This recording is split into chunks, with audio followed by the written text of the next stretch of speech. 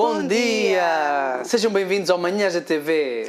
É verdade, um programa que é feito para si, a pensar em si, para que você possa estar connosco durante mais ou menos uma horinha, onde nós trazemos o melhor da cultura e tradição portuguesa e também projetos fantásticos que os nossos convidados trazem até nós. E hoje não é exceção, e hoje nós vamos estar à conversa com a Ana Rita Rodrigues, ela que é psicóloga, e nós vamos conhecer um bocadinho da história dela, vamos conhecer também algo que ela trouxe aqui para nos apresentar. Exatamente, portanto, você já sabe que nós todos os programas, de segunda a sexta-feira, trazemos convidados com várias temáticas e assuntos que você não pode perder. Se nos acompanhar nas redes sociais, como Facebook e Instagram, nomeadamente mais o Instagram, sabe quem são os convidados que nós vamos ter bem antes do programa começar. Portanto, subscreva e siga-nos então nas redes sociais. E, claro que você sabe que nós trazemos sempre o melhor da tradição e cultura portuguesa e temas fantásticos até si. Não é verdade, Sara? É verdade, e nós estamos um bocadinho por todo o mundo, estamos através da internet, estamos literalmente em qualquer parte do mundo, desde que você tenha internet, consegue nos sintonizar e passar uma manhã bastante agradável connosco e com toda a Coriacos, e também através dos nossos canais nacionais, na Novo, na Nós, na Mel e na Vodafone, e também através do satélite espaçado, estamos também pelo Norte de África e também por toda a Europa. Exatamente. E, claro, que já sabe que esta entrevista no final estará disponível no YouTube para você rever e partilhar. Se você diz assim, eu gosto muito de assistir ao Manhãs de TV, será que há a possibilidade de algum dia eu vir ter com vocês? É só você entrar em contacto connosco, não é verdade? Pelo nosso telefone, o Facebook, ou então pelo nosso e-mail, que volta e não volta, está a passar em rodapé, e agendamos tudo com as produtoras para você estar cá no Manhãs de TV. É verdade. Uma horinha passa a voar, não é? Passa a voar. E nós gostamos sempre que você esteja aí desse lado. Desejamos que você tenha uma manhã super agradável aqui connosco, que goste aqui dos nossos convidados, dos temas que nós trazemos, porque nós gostamos quando você também coloca lá o seu like, quando você também faz os seus comentários nas nossas redes sociais e diz, olha, gostei do programa, gostei mais desta parte, gostei daquela pergunta que fez, fiquei esclarecido, não fiquei, gostava de coisas assim diferentes. Olha, tem a oportunidade nas nossas redes sociais de fazer o seu comentário, e o seu comentário também é importante para nós. Exato. E nós agora, já sabe, já apresentamos o programa todo, você é muito bem-vindo por toda a parte do mundo, onde quer que nos esteja a ver. Nós agora então vamos receber a nossa convidada, não é verdade? Vamos só passar o nosso separador, nosso povo. Nossa gente. E voltamos já.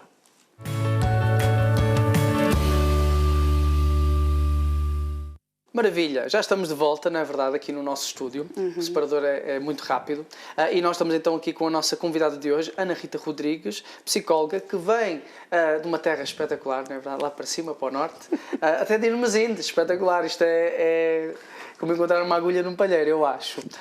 Ana Rita, muito bom dia, seja bem-vinda ao nosso programa. Bom dia, obrigada. Bom dia, Ana. Quero aproveitar a mandar beijinhos, abraços lá para casa. Já agora para irmos indo, não é? Claro, Portanto... acho que sim, terra fantástica. Exatamente, não diria melhor. A Ana Rita vai estar connosco para falar-nos acerca de algumas matérias super interessantes, não é verdade? Fez uma viagem longa, não? E nós agradecemos por estar aqui connosco. E vamos até falar bastante acerca da vertente da pandemia, como isso mexeu muito com a sociedade, pessoas idosas, crianças e por aí afim. Mas antes gostamos de conhecer um bocadinho a sua história, não é verdade? Quem é a Ana Rita? Como é que tudo começou para si? Fala-nos um bocadinho de si, lá para casa. Bem, pronto, o meu nome é Ana Rita, não é? Eu sou psicóloga clínica, portanto, eu licenciei-me em Psicologia pelo Instituto Universitário da Maia, agora que é a Universidade da Maia. Depois, entretanto, enverdei pela área da clínica e da saúde e, portanto, fiz o meu mestrado também lá e atualmente estou a exercer um programa doutoral em Psicologia Clínica. Portanto, o meu ramo é mais na área da depressão e da ansiedade e trabalho sobretudo com população adulta. Portanto, embora já tenha trabalhado com população idosa e com infantil-juvenil, mas trabalho sobretudo com população adulta, mais nesta área da doença mental, depressão, ansiedade, volta e meia vou apanhando também algumas perturbações da personalidade e, portanto, vou estando por aqui na prática clínica, na minha investigação. Sou do Norte, portanto, nascida e criada em Irmesinde. Desde cedo... Porquê que decidiu seguir Psicologia? Bem, eu sempre gostei de... A mim diziam-me quando eu era pequenina que eu tinha muito jeito para conversar com as pessoas. Portanto, eu sou filha única e sempre que os meus pais iam a jantares de amigos e, portanto, era tudo adultos e eu tinha conversa para aquela gente toda. Portanto, gostava muito de estar na companhia dos adultos e hoje é exatamente igual. Os meus amigos são quase todos mais velhos do que eu, portanto, eu gosto muito de estar, de falar sobre vários temas e sempre me dei muito bem. E sempre gostei de entender o porquê das coisas e porque é que que as pessoas tinham determinadas atitudes, porque é que as pessoas pensavam de determinada forma e, portanto, eu diria que se calhar escolhi psicologia para entender um bocadinho o comportamento das pessoas. Eu acho que foi mais por aí. Ok. E também foi convidada ao Instituto Politécnico do Porto, certo? É convidada? Sim, exatamente. Eu sou assistente convidada na Escola Superior de Educação do Porto. Lá leciono habitualmente uma unidade curricular que se chama Mindfulness em Educação e, portanto, é uma unidade que não é obrigatória, é uma opção de escola, como nós dizemos, é uma unidade curricular opcional que os alunos das licenciaturas de Gestão do Património e de Educação Social podem escolher. E, portanto, tem um leque variado de unidades curriculares, como inglês, filosofia para crianças, mindfulness em educação. E, portanto, eu habitualmente leciono esta unidade curricular com a Carla Serrão, que é a minha colega, que também escreveu o livro comigo. E gosto muito de estar a lecionar essa unidade curricular, porque eu diria que é uma unidade completamente diferente daquelas que nós vemos nas universidades. Portanto, não é nada teórica, é muito prática e assenta na criação do ser. Portanto, nós tentamos que os alunos tenham um espaço de desenvolvimento pessoal, transformação mais holística, e isto falta muito nas universidades portuguesas, eu diria. Espetacular. E você então também gosta bastante de ensinar? Conversar, conhecer as pessoas e ensinar também. Gosto de ensinar e gosto de aprender, porque eu acho que aprendo mais do que ensino com os meus alunos. É engraçado, porque eu vou para lá, obviamente, com este objetivo de ensinar a meditação, de ensinar esta questão de cuidarmos de nós, que é tão importante, porque eles vão ser profissionais de ajuda, muitos deles, não é? E, portanto, há aqui uma premissa que para mim é base, que é, se nós não soubermos cuidar de nós não estamos capazes de cuidar dos outros. Para mim isto é ponto-chave. Mas também gosto muito de aprender com eles, porque às vezes acaba uma aula e eu penso, realmente, eu acho que aprendi mais hoje do que aquilo que ensinei, porque eles trazem-nos coisas maravilhosas, experiências de vida, dúvidas, questões, e eu acho que aprendo sempre mais. Você conhece a nossa Celeste? Sim. E quando é que conhece a nossa Celeste? Olha, eu conheci a Celeste porque nós temos uma amiga em comum, que é a Lina. E, portanto, a Lina, que também é escritora, que também já cá veio ao vosso programa, e a Lina faz os livros infantis, portanto, ela tem muito jeito para a malta mais jovem. E eu conheço a Lina há muito, muito tempo. Conhecemos numa escola de dança, portanto a Lina dançava e eu também, e a partir daí ficou essa amizade. E a Lina conhece a Celeste, portanto são muito amigas, e quando eu escrevi o livro, a Lina disse assim, vou-te apresentar a uma amiga minha que ela vai gostar muito de conhecer e tu vais ao programa dela, e pronto. E depois a partir daí eu conheci a Celeste, que é um doce de pessoa. Eu acho que, eu há pouco estava aqui a dizer-vos que acho que já não há pessoas, ou já não há assim muitas pessoas como a Celeste, e pronto, mas sim, conheço. Uma senhora 5 estrelas, sem dúvida. Sim, sem dúvida. E sempre com coisas fantásticas, não é? E aprendemos sempre tanto com ela. Muito, não é? muitas histórias, muitas vivências, eu acho também do povo, não é? Muita sabedoria, portanto, espetacular. Você, em 2020, mais exatamente, não é? Na altura do primeiro confinamento, foi uma altura complicada para todos, não é? E foi uma altura em que todos nós tivemos que aprender a voltar a viver, não é? Ou a vivermos melhor, talvez, a pensarmos mais em nós, porque ficámos parados, portanto, tivemos muito tempo a pensar em tudo aquilo que nos rodeia, nas nossas, fazendo introspectivas das nossas vidas, e daí a Ana Rita decidiu escrever o livro Renascer. Sim. Foi. O livro, eu costumo dizer que este é o meu primeiro filho, não é? O Renascer. Pode-nos mostrar a capa, por favor, só para quem está lá em casa. Sim. Assim depois consegue perceber melhor, ok. Maravilha. Nós aqui um bocadinho damos um... O Renascer nasceu precisamente na altura do primeiro confinamento, como a Sara disse bem, e eu recordo-me perfeitamente de estar em casa, fechada, e portanto eu vivo na Maia, num apartamento que não tem sequer uma varanda. E, portanto, na altura do primeiro confinamento, em que estávamos todos a aprender a viver, não é? Em que não sabíamos o que é que isto ia dar, em que achávamos que se calhar era uma coisa muito mais passageira do que aquilo que foi e do que está a ser, não é? E eu lembro-me de estar à janela e começar a escrever sobre isto. Eu sempre gostei muito de escrever, eu tenho o hábito de escrever, portanto, eu utilizo mesmo com os meus clientes na prática clínica a escrita terapêutica e, portanto, eu volta e meia, quando estou assim mais pensativa, mais reflexiva, vou e escrevo aquilo que estou a sentir. Eu lembro-me de começar a escrever sobre isto, não é? Sobre o mundo parar, forçosamente, e nós sermos obrigados a congelar projetos, projetos pessoais, sociais, profissionais, e como é que nos estávamos todos a adaptar a isto, não é? E é engraçado que depois tinha exemplos familiares, exemplos de amigos, profissionais, e portanto comecei a escrever sobre isso. E depois, volta e meia, já tinha assim um capítulo ou mais escrito e conversava muito ao telefone com esta minha amiga, que é a Carla, uma amiga de coração, e fui-lhe dizendo, olha, eu comecei a escrever o tal livro, porque eu sempre quis escrever um livro de mindfulness, mas nunca sabia como é que havia de começar. E, portanto, comecei com a pandemia, não é? E ela disse, olha que engraçado, vamos juntar a ti. Portanto, lá nos juntamos a escrever. E daí surgir o renascer a 4 mãos, não é? Que não é fácil, mas eu acho que nós temos escritas muito alinhadas, as duas, e correu super bem. Mindfulness, para quem não entende bem esse termo, o que é que significa? Mindfulness é um tipo de meditação, portanto, existem vários tipos de meditação. Existe a meditação contemplativa, a meditação vipassana, que tem a ver com determinadas filosofias, com determinadas culturas. O mindfulness é um tipo específico de meditação, que mais não é do que estar atento e consciente àquilo que se passa à nossa volta e dentro de nós. Ele foi trazido, este termo, que pode ser traduzido para a língua portuguesa como atenção plena, mas nós ouvimos muito o mindfulness ou o mindfulness, portanto ouvimos muito isto. Ele foi trazido para a nossa cultura ocidental pelo cientista Jon Kabat-Zinn. E ele diz muitas vezes, ainda é vivo este senhor e está muito bem, ainda faz investigação, ele diz muitas vezes que a meditação é uma coisa simples, mas não é fácil, porque efetivamente é muito simples, isto de nós estarmos atentos àquilo que se passa connosco é muito simples, mas não é assim tão fácil nos tempos que correm, não é? Nós hoje não temos por hábito estarmos atentos ao que se passa connosco, só quando somos mesmo forçados. Acontece tanta coisa à nossa volta, não é? E nós estamos sempre em piloto automático, eu acho. Sim. Nós temos vários exemplos disso. Eu costumo dizer quando estou nas aulas, os primeiros exemplos que eu dou aos meus alunos é quem é que nunca se esqueceu do telemóvel com ele no bolso ou com ele na mão? Quem é que nunca procurou os óculos com eles na cabeça?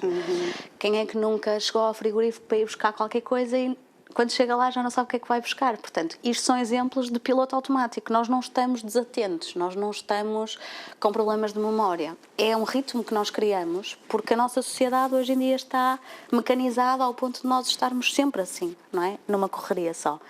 E isto, apesar de ter as suas vantagens, porque se nós nos tivéssemos que lembrar todos os dias como é que se apertam os cordões, nós demorávamos uma eternidade a apertar os cordões, tem as suas vantagens, mas também tem os seus riscos em termos de saúde mental, não é? E nós vemos exemplos muito mais extremos de pais, por exemplo, que se esquecem dos bebés nos carros, que se esquecem, que não estão com problemas em termos de memória, não é? Mas estão tão preocupados em tenho que ir para o trabalho, tenho que ir buscar aquilo, tenho que ir buscar aquele outro, que depois entram neste loop, nesta correria e deixa de ser saudável, obviamente. Ok. Então, através desse livro vem ajudar então a ter essa percepção. Podes chegar até aqui o livro, por favor, Sara?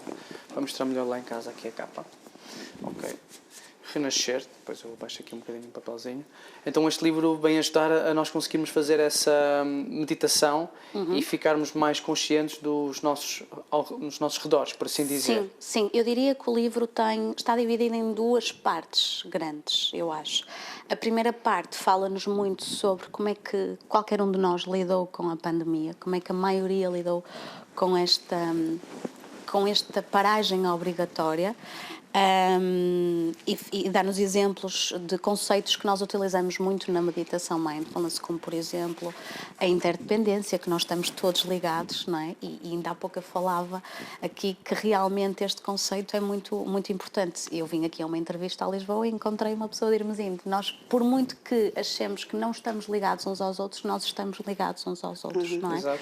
Desde a roupa que comemos àquilo que comemos, desde a roupa que vestimos àquilo que comemos, estamos todos ligados ligados. E é engraçado que no livro tem uma primeira parte que eu diria que é teórica, mas é que é muito simples e acessível a qualquer pessoa, e depois uma segunda parte que é mais prática, onde tem alguns exercícios, alguns exemplos de algumas práticas que nós podemos fazer. Espetacular. Exatamente. E nós gostamos que você continue, que esteja aqui connosco, continue connosco aqui no nosso programa. Estamos a aprender coisas espetaculares com este livro do Renascer, não é? Exatamente. Espetacular, para a gente se conhecer um bocadinho melhor, não é? Exato. Vocês, como nós sabemos, a pandemia tem afetado muito toda a parte do mundo, não é verdade? Temos vários convidados que falaram um pouco dos impactos da pandemia, e daqui a bocadinho nós vamos falar com a nossa convidada vamos aprofundar mais esta matéria, mas também já sabe que se você de alguma forma tem projetos ligados para ajudar, porque nós gostamos de receber bastantes convidados que façam trabalhos de ação social, é verdade, para acompanhar, por exemplo, os mais idosos ou os mais novos, ajudar a lidar com esta situação que ainda muitas pessoas estão fragilizadas pelo que aconteceu. Não se esqueça, entre em contato connosco, teremos todo o prazer em recebê-lo cá no nosso programa. Exatamente. Este livro fala renascer, na verdade, a capa é muito bonita, conseguimos ver as raízes da árvore, acho que isto é um pinheiro, certo? Eu pedi uma árvore, mas eu acho que é um pinheiro. Parece ser um pinheiro. Parece-me. Muito bonito, porque é a escolha desta capa. Eu e a Carla, em termos de exigências para a capa, só tínhamos pedido efetivamente uma árvore com as raízes. E, portanto, porquê as raízes? Porque esta questão do enraizamento, nós sabermos de onde é que vimos, das nossas origens, de nós sabermos que aconteça o que acontecer, nós podemos voltar ao porto seguro e à base, isto é muito importante na meditação, não é? Porque a meditação não tem ferramentas externas, somos nós, é estarmos atentos à nossa respiração, aos nossos pensamentos, às nossas emoções, ao que se passa à nossa volta, e, portanto, se nós conseguirmos ter esta capacidade de enraizar, está tudo bem, apesar de... Nós costumamos utilizar muito uma metáfora, que é a questão de nós sermos como uma montanha, não é? A montanha, muitas das vezes, faça tempestade, faça sol, faça qualquer que seja a questão meteorológica, a montanha está ali, firme e irta, não é? E impávida e atenta a tudo o que se passa à volta dela. E, portanto, esta questão do enraizamento para nós era fulcral que estivesse no livro. E está. Pronto. Ok, espetacular. Deve ter, com certeza, se apercebido, não é? Que, mesmo através dos seus pacientes, não é? Que esta pandemia vem-nos trazer um bocadinho, vem-nos mostrar um bocadinho que nós precisamos de parar, não é? Porque nós estamos constantemente em piloto automático, não é? Mas que nós precisamos também de parar, não é só por nós próprios, mas também pelas pessoas que estão à nossa volta, não é? Porque...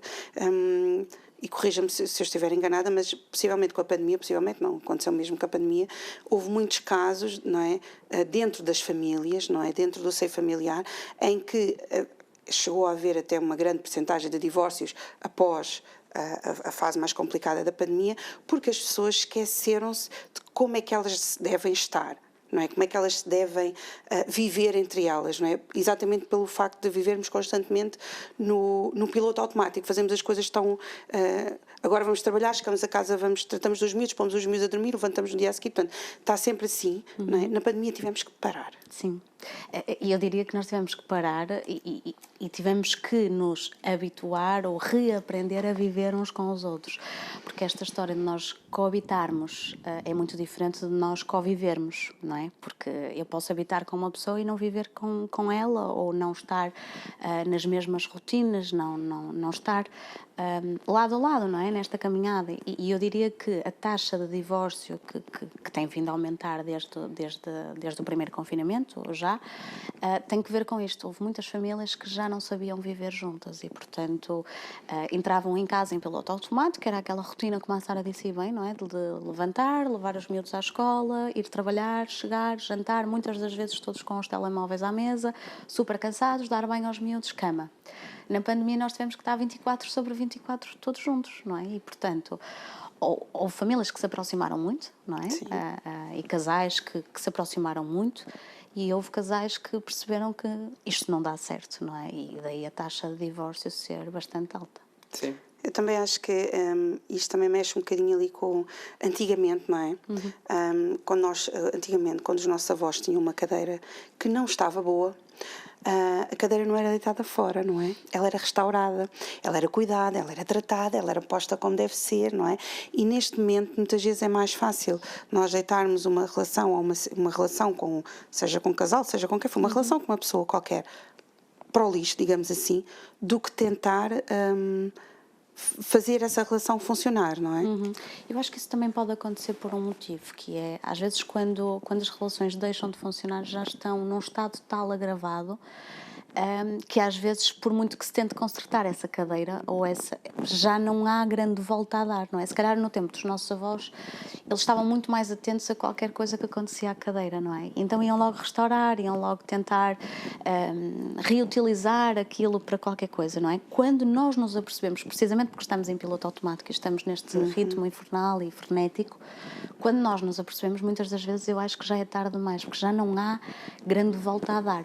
Ainda há muitos casos que, fazendo terapia de casal, fazendo terapia individual, muitas das vezes nós conseguimos levar a bom porto estas relações. Outras vezes já não dá. Os casos de depressão que também têm conhecimento, também nesta fase da pandemia também agravaram bastante. Sim, eu diria que nós temos novos casos de depressão, portanto pessoas que nunca tiveram um episódio depressivo e com a pandemia surgiu ou precipitou este episódio mais depressivo, ou seja, miúdos novos,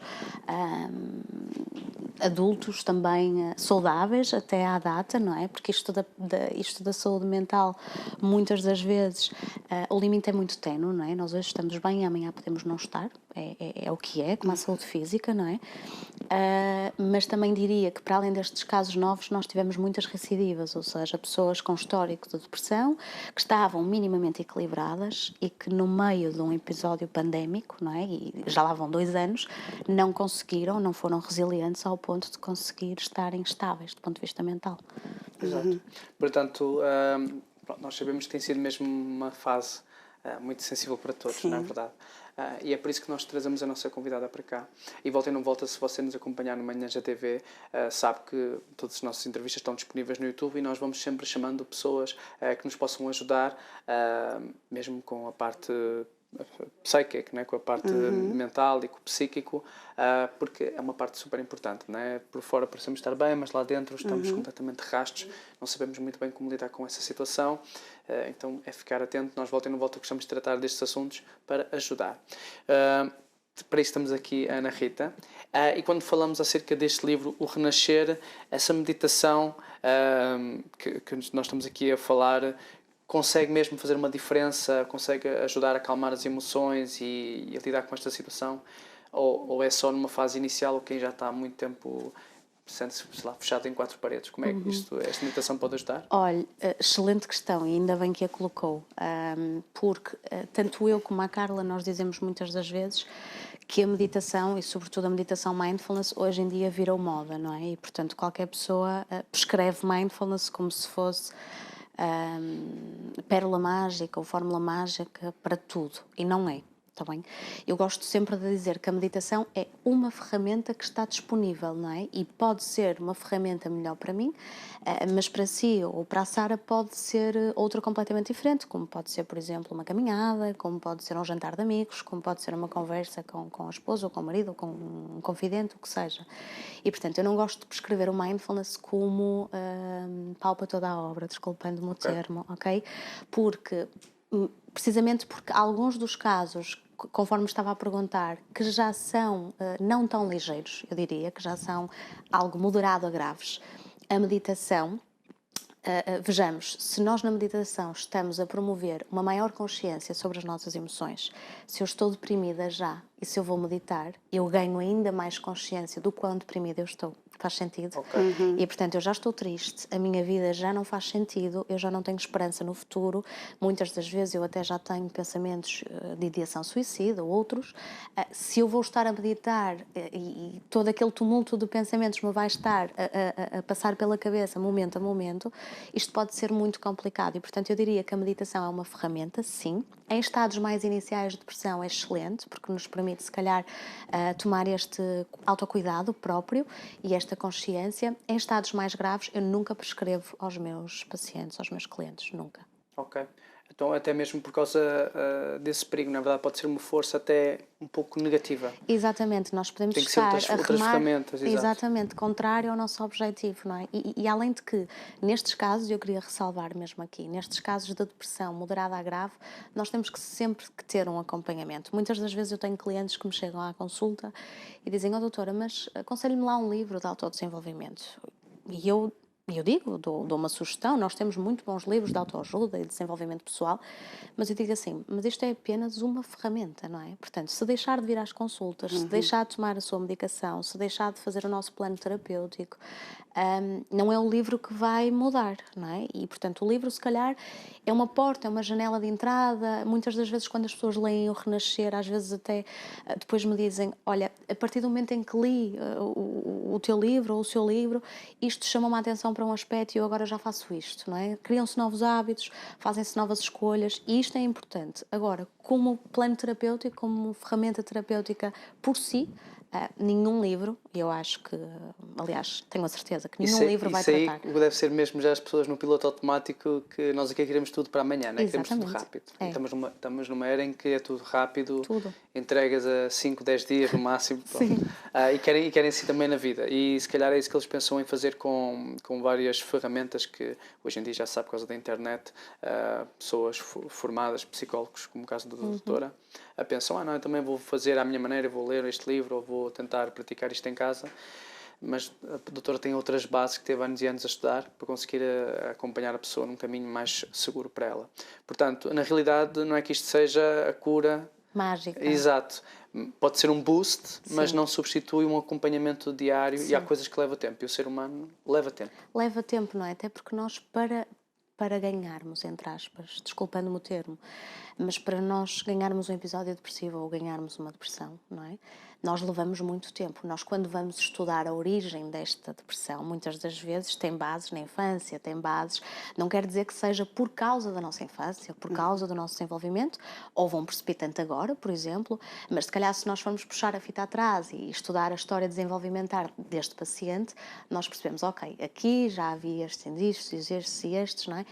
E pode nunca dar em nada, como pode dar, todos nós temos material para, a partir de amanhã, termos alguma coisa em termos de doença mental.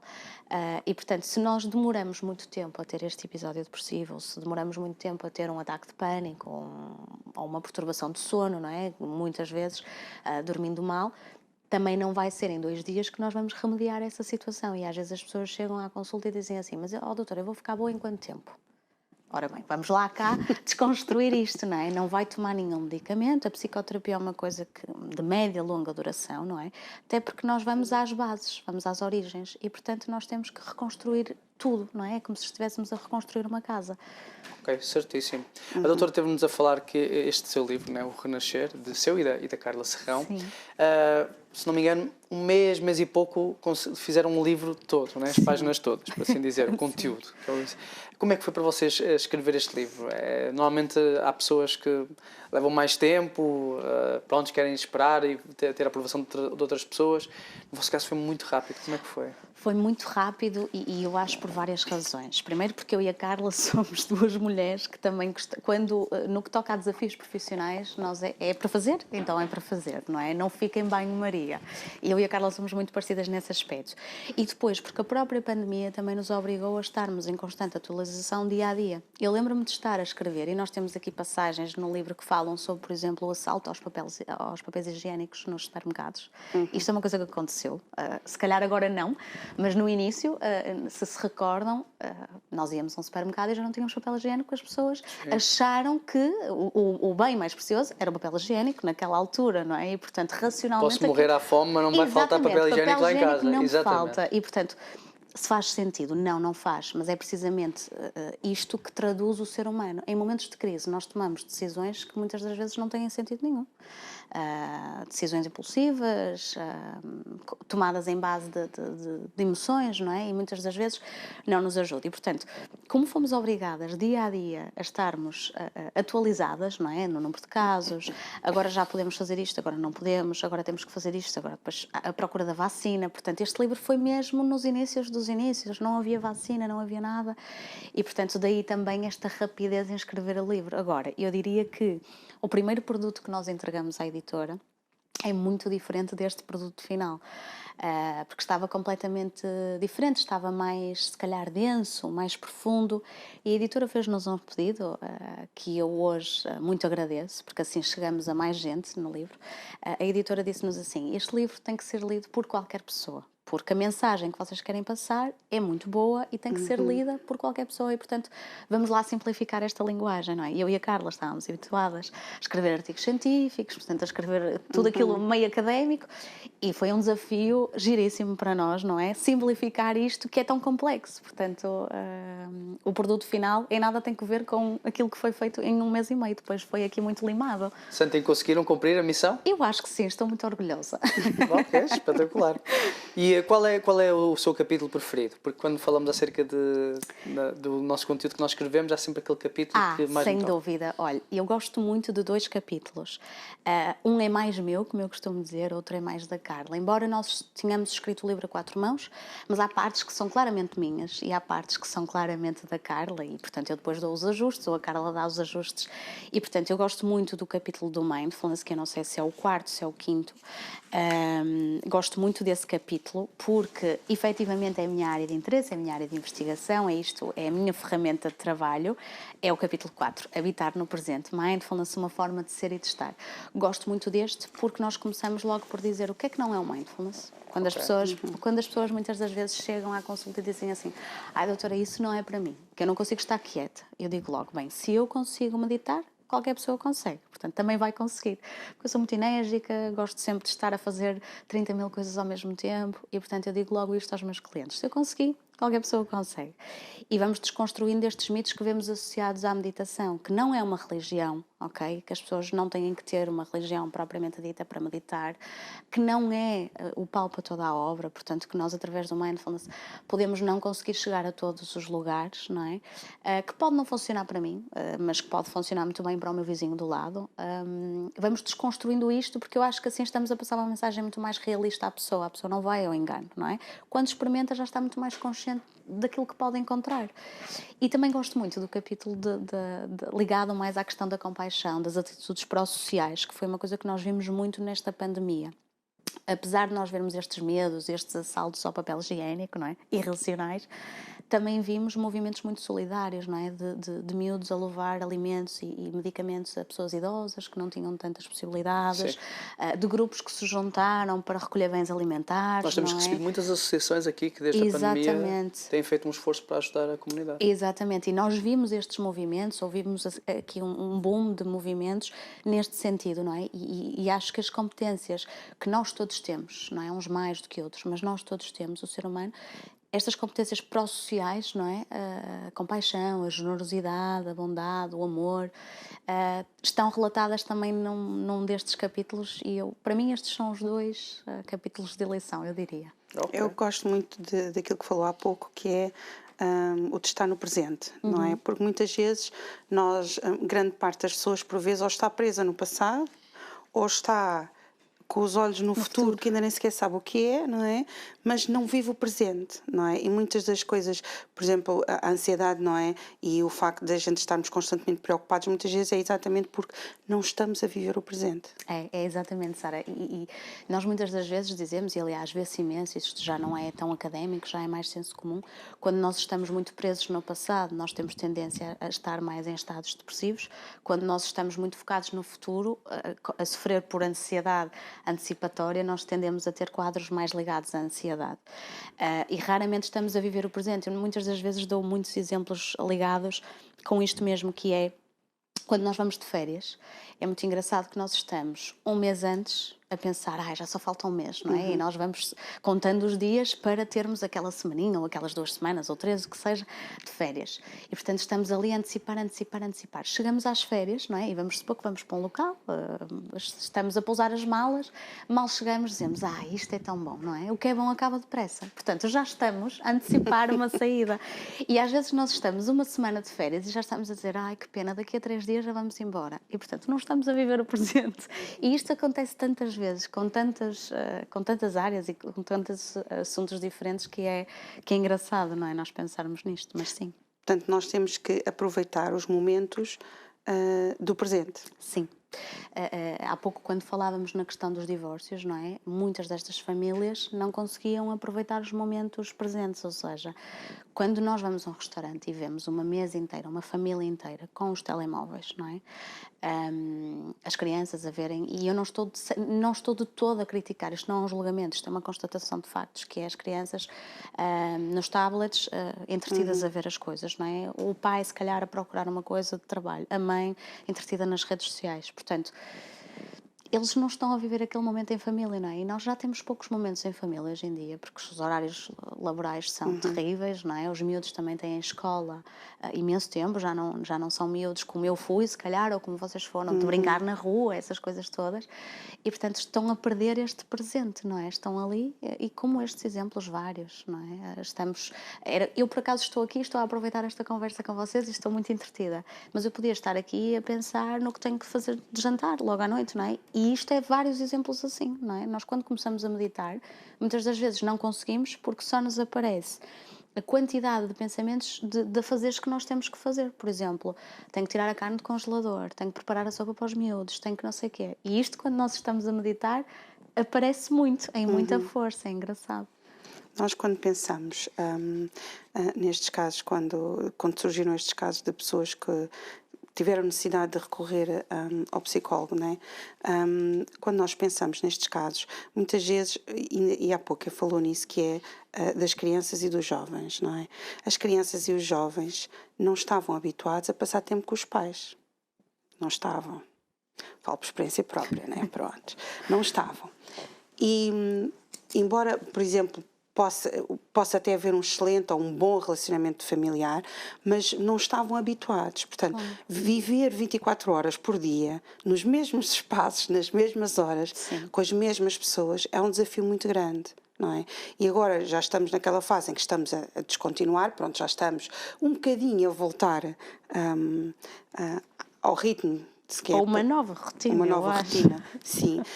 Mas os jovens também sofreram e as crianças também sofreram muito com isso. Daí há pouco também ter dito que também houve muitas crianças e muitos jovens que se ressentiram nesta pandemia. Sim, primeiro porque também para eles foi muito desafiante esta telescola, esta aprendizagem por e-learning, não é? Por online.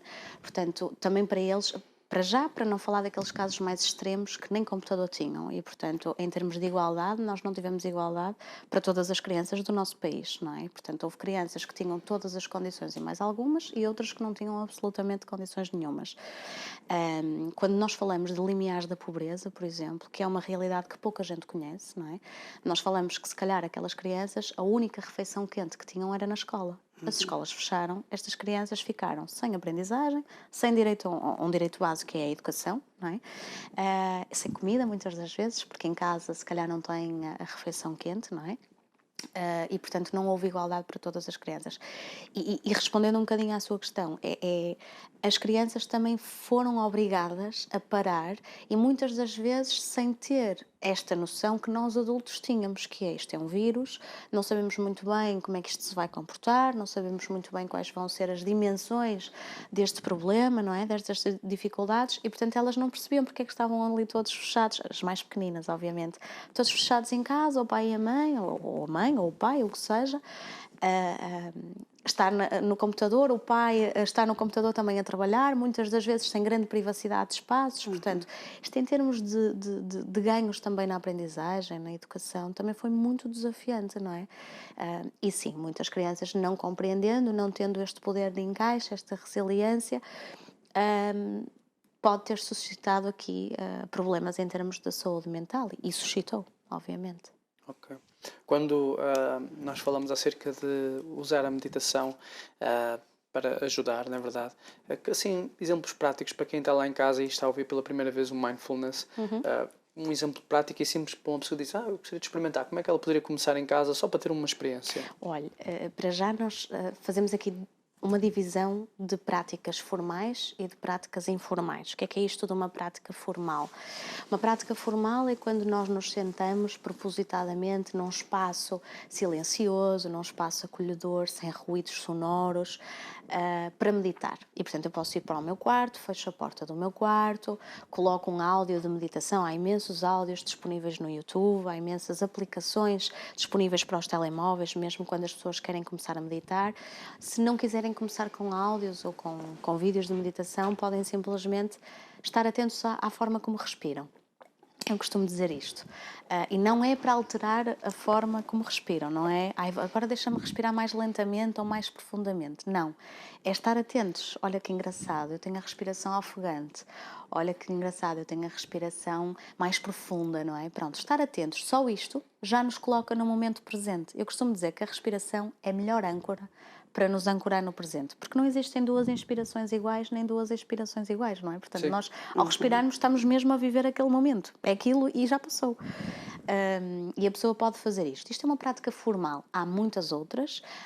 Quando nós vemos os programas baseados em mindfulness, que são programas que normalmente as pessoas vêm fazer um plano de tratamento de 8 semanas, semanalmente, 2 horas. Muitos destes programas são feitos em contexto grupal, que também é muito importante. Há muitas práticas, o body scan, que é uma meditação mais focada no corpo. Nós, por exemplo, começarmos nos pés, percebermos as sensações que vamos tendo dos pés, pernas, por aí fora, até ao topo da cabeça. Depois as práticas informais, que são mais ligeiras, mas que permitem às pessoas que andam mais na correria começarem a experimentar isto de uma forma diferente, que é, quando eu estou a preparar uma sopa, por exemplo, estar atenta a esta preparação alimentar, ou seja, olha que engraçado, que o jeito é verde, este verde o que é que me faz lembrar, não é? Qual é a sensação que isto desperta em mim? O cheiro dos legumes, o cheiro da sopa a fazer. E isto é diferente, porque às vezes o que é que nós vemos? Quando nós preparamos alguns alimentos, nós não estamos atentos, já nem sabemos se pusemos sal, se não pusemos, às vezes a comida vai em sauce, outras vezes vai salgada, porque não nos lembramos, não é? E estas práticas, por exemplo, de cozinhar com meditação, de caminhar e estar atento às sensações que eu estou a sentir nos pés, o vento na cara, o sol a bater-me no rosto, isto são práticas informais. Basta estar atento ao que se vai passando. É um bom conselho.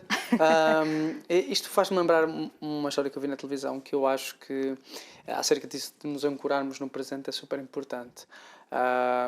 Porque às vezes temos tudo taken for granted, ou seja, Sim. tomado por garantido. Sim. Na verdade, um senhor uma vez, ele teve-me a dizer que infelizmente ele teve um acidente de moto e perdeu a perna. Quando deu por si já lhe tinham amputado a perna. E ele é um pai com 3 meninas ou 2 meninas. E nisto, ele ainda não tinha-se consciencializado do que tinha acontecido. Um dia viu a filha, pequenininha, a correr, e ele pensava, vai para a estrada, ele vai tentar se pôr a pé, e caiu. E foi aí que ele começou a perceber a situação dele. E ele disse, aí também eu percebi como nós temos as coisas por garantido. O ar, o sol, o dia após dia que nós recebemos. E é muito então, isso. ancorar-nos no presente também serve para aproveitarmos o que realmente é importante, que é a vida. É muito isso, e falou num aspecto que para mim é fundamental, que é a gratidão. Muitas das vezes, há muitas práticas também na meditação que são práticas de gratidão e que eu faço com os meus alunos, com os meus clientes, que é, por exemplo, o diário da gratidão. Nós termos, ou um potezinho, funciona muito bem nas crianças, por exemplo, um potezinho da gratidão, que é todos os dias, antes de ir para a cama, depois de lavarem os dentes, vestirem o pijama, essas coisas todas, escreverem num papelinho uma coisa pelas quais estão gratas, pelas quais estão agradecidas, não é? E pode ser uma coisa muito mínima, como hoje liguei ao meu melhor amigo, hoje fui tomar café com a minha mãe, hoje comprei uma peça de roupa, sei lá, qualquer coisa. E isto lembra-nos, efetivamente, destas coisas que nós tomamos por garantidas, porque nós, por exemplo, quando acordamos todos os dias, nós tomamos isto por garantido e nós podemos não ter acordado naquele dia, não é? Mas nós levantamos e achamos que é mais um dia, não é? Já está garantido, nós achamos que aquilo é normal e há pessoas que não acordam e nós podemos não acordar. Sim. E portanto este acordar, este renascer também para a vida, não é? E para nos lembrarmos destas coisas que nós tomamos por garantidas, o mindfulness também nos vem lembrar um bocadinho disto, não é? De nós sermos mais gratos. E aliás os estudos indicam, quando nós vamos ver investigações, Os estudos indicam que as pessoas que são mais gratas, que agradecem mais, e não só no ato de dizer obrigado, mas que estão de facto agradecidas, são pessoas mais felizes. Quando nós vemos o limiar da felicidade e vamos medir, que é um conceito muito subjetivo, mas são pessoas muito mais felizes. Ok. Portanto, podemos dizer, peço desculpa, podemos dizer então que realmente uma pessoa consegue ter mais qualidade de vida simplesmente no abrandar, não é? E cada dia aproveitar o momento, não é verdade? Sim. É isso que nós também tivemos a falar o programa todo. Estamos tão acelerados e não conseguimos aproveitar dádivas boas, como abraçar o meu filho, sei lá, comer aquela comida espetacular, ver aquele Sim. nascer do sol maravilhoso. E vamos a ver, a vida vai passando e nós não saboreamos, parece que é tudo meter na boca e engolir, É não saboreamos. mecânico, Exato. é exatamente Ok. isso. Há aqui uma coisa muito interessante que falou no início, que é investigadora também, não é? O que é que costuma investigar na parte da psicologia? Porque está ligado a isso, não é? Sim. Ora bem, o meu doutoramento assenta sobretudo na personalização das terapias baseadas em mindfulness. Eu há pouco estava a dizer que as terapias, elas vieram para o Ocidente, estas terapias, portanto, estas práticas do mindfulness e da meditação já existem há mais de 2500 anos nas culturas orientais, não é? Portanto, os orientais já meditam há imenso tempo, não é? Mas nós, ocidentes, gostamos muito de cientificar a coisa, que é para ela parecer assim boa. E, portanto, John Kabat-Zinn, quando trouxe isto, implementou um programa baseado em mindfulness para pessoas com dor crónica, com doenças oncológicas. E o primeiro programa que foi feito com base na meditação mindfulness foi este programa para a redução do stress, sobretudo em pessoas com doenças oncológicas, com doença crónica, com dor crónica, e portanto os estudos depois começaram a perceber que isto funcionava e funcionava muito bem. A partir daí começaram a surgir muitos outros programas para a depressão, para a recaída nas perturbações de substâncias, como o tabaco, o uso de álcool, drogas, nas perturbações alimentares, obesidade, anorexia, bulimia, o que seja. E a minha investigação assenta na personalização, ou seja, na individualização destas terapias, porque estas terapias são todas feitas em grupo. Temos um grupo de 8, 10, 12 pessoas e temos aquele protocolo que temos que cumprir. Na sessão 1 faz isto, na 2 faz aquilo, sempre assim. O meu objetivo é, e como faço alguma prática clínica privada, é tornar isto mais individualizado à pessoa, portanto, porque as depressões não são todas iguais. E embora nós tenhamos um grupo de 8 pessoas com depressão, aquelas 8 pessoas são diferentes.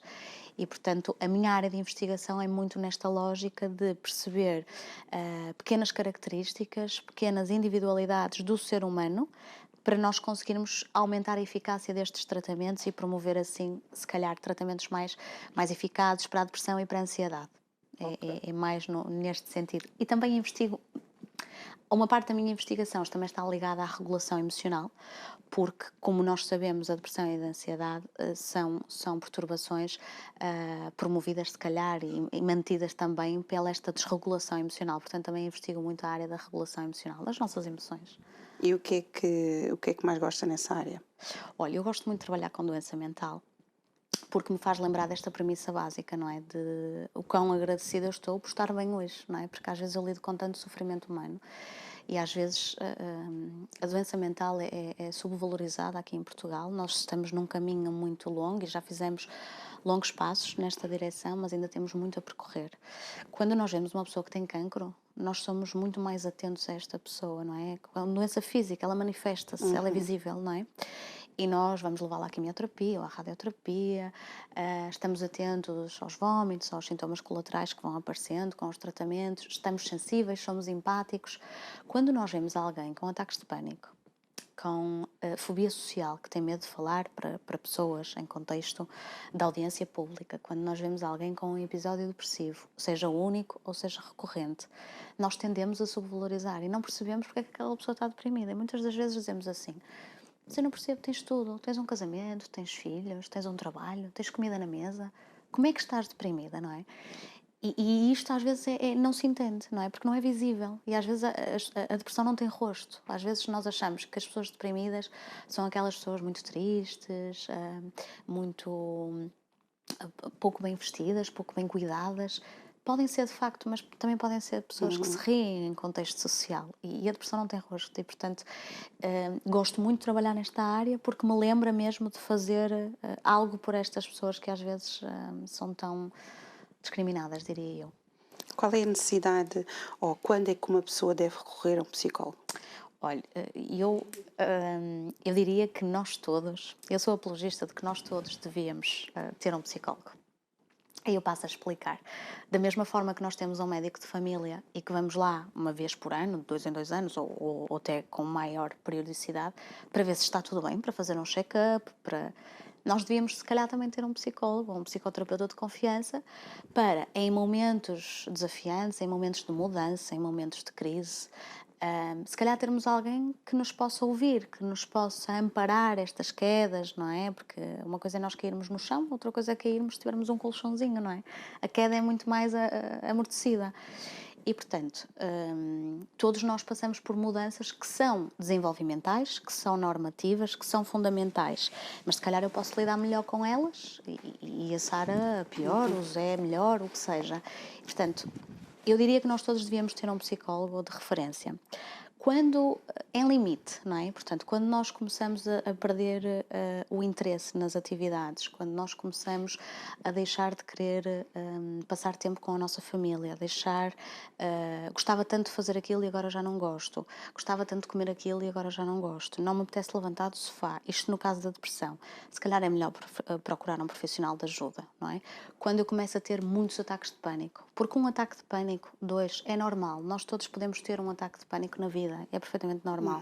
O problema é quando nós começamos a ter 3, 4, 5 ou já temos ataques de pânico por tudo e por nada. Se calhar é melhor procurar um psicólogo. Ok, com certeza. Estamos a aprender muita coisa super importante aqui e nós prometemos e cumprimos. Trazemos sempre convidados que sabem do que vão falar e é um programa muito informativo. Quando nós falamos acerca deste livro, que foi lançado, se não me engano, em maio, certo? Sim. Em maio do ano passado. Como é que foi o feedback? Sei que também com certeza já deve ter mostrado aos seus alunos, não é? Como é que foi o feedback no geral? Bem, muitos deles ficaram entusiasmados e quiseram logo adquirir o livro porque, pronto, tinham as professoras que davam as aulas e que tinham escrito um livro, muitos deles até nos pediram os autógrafos, aquela coisa toda. Mas tivemos muito bom feedback, portanto, nós não somos autoras conhecidas, foi o nosso primeiro livro, tanto o meu como o da Carla. Ninguém sabia quem era a Ana Rita Rodrigues, ninguém sabia quem era a Carla Serrão, a não ser no meio académico e às vezes até mal, não é? Nós somos tantos. E é engraçado que às vezes, quando vou a uma Bertrand e vejo lá o meu livro, ou uma FNAC, isto é motivo de orgulho e inclusive quando as pessoas pegam para ler e levam o livro, não é? É curioso, porque depois as pessoas dão-nos este feedback que é um tema tão importante, mas está escrito de uma forma tão simples, tão clara, não é? E as pessoas gostam de ler. É um livro que se lê facilmente, não é? E que pode-se ir lendo, pode-se ler todo de uma vez. Tem tudo, como na farmácia. Espetacular. E já tem previsto assim um próximo livro? Olha, eu gostava muito. E gostava muito de aliar agora esta fase que estou a viver, que é mais da gravidez consciente, da maternidade, porque acho que é muito importante também ensinarmos a estes pais como é importante nós cuidarmos de nós neste processo que é tão desafiante. Não é? Nós falávamos em mudanças e, portanto, se eu escrever um novo livro vai ser certamente na área da paternidade e do mindfulness, não é? Quais são os desafios de lidarmos com as crianças. Nós, infelizmente, estamos a chegar ao final do nosso programa, não é verdade? Precisávamos de mais tempo, mas também a verdade é que uma próxima vez pode estar cá connosco, teremos todo o prazer em receber. O que é certo é que quem está lá em casa e diz assim, eu quero conhecer a Ana Rita Rodrigues, até só termos ainda, ou não, mas quero conhecer, quero entrar em contacto por um caso pessoal ou por outra situação, como é que o podem fazer? Podem contactar-me através do e-mail. Sim, tem ali a camarazinha. E, portanto, ana.rita.rodrigues@live.com.pt ou então através das redes sociais, porque o meu Instagram é público, embora não seja uma rede profissional, mas normalmente eu dou conta e depois reencaminho os casos para o que seja. O meu perfil de Instagram é a Rita Rodrigues. Maravilha. E tem que ficar atentos aqui Ao ao Renascer. livro da Ana Rita Rodrigues e da Carla Serrão, não é verdade? Renascer, como a pandemia o pode acordar, não é verdade? Exatamente, e também ficar atento porque também vai ter depois, mais para a frente, outro livro, não é? E assim vai ter que cá vir outra vez, Claro. além de depois ter Vai cá ter que vir fazer a outra viagem vez. toda. Exatamente, para vir falar sobre outros temas, porque com gostei todo o muito da gosto. conversa que tivemos aqui consigo. Acho que foi muito bom. E acho que nós temos que tomar mesmo a consciência que nós podemos ser melhores do que aquilo que nós somos, não é? Com as nossas emoções, com a nossa parte física, com tudo. Connosco completos, podemos ser sempre melhores, cada dia melhores, temos que trabalhar em nós, não é verdade? E o fofinho é para quando? Olha, fofinho é para finais de junho. Boa! Mas ainda não sabemos se é um fofinho ou uma fofinha. É um bebê, é um bebê. Será muito bem-vindo, com certeza. Queremos-lhe agradecer Ana também Rita. Obrigada. pelo livrinho e pelo autógrafo, Sim. ok? Muito obrigada. Foi um Obrigada prazer, eu. Ana Rita. Prazer todo nosso. Nós já temos o nosso livro. Agora vocês têm que adquirir o vosso. Nós tem autógrafo, o vosso não. Temos pena, tem que entrar em contato com a nossa convidada. Em todo caso, já sabe que o nosso programa é assim, vai estar disponível no YouTube. Teremos outros convidados no próximo programa com outras temáticas. Já sabe, é só nos seguir nas redes sociais. Fale-nos também no Facebook se gostou do programa, não gostou, assuntos que gostaria de abordar. Exatamente, portanto já sabe, daqui a 2 semaninhas mais ou menos o programa está disponível para si no YouTube. E se quiser saber quem é o nosso próximo convidado, vá às nossas redes sociais, nós temos todo o gosto em dizer-lhe quem é. Exatamente. E nós agora vamos ter que nos despedir, não é verdade? Vamos agora aproveitar o dia que há à maneira e desejamos assim um resto de um dia fantástico. Até o próximo programa. Até o próximo programa, nós contamos consigo. Até lá. Até lá.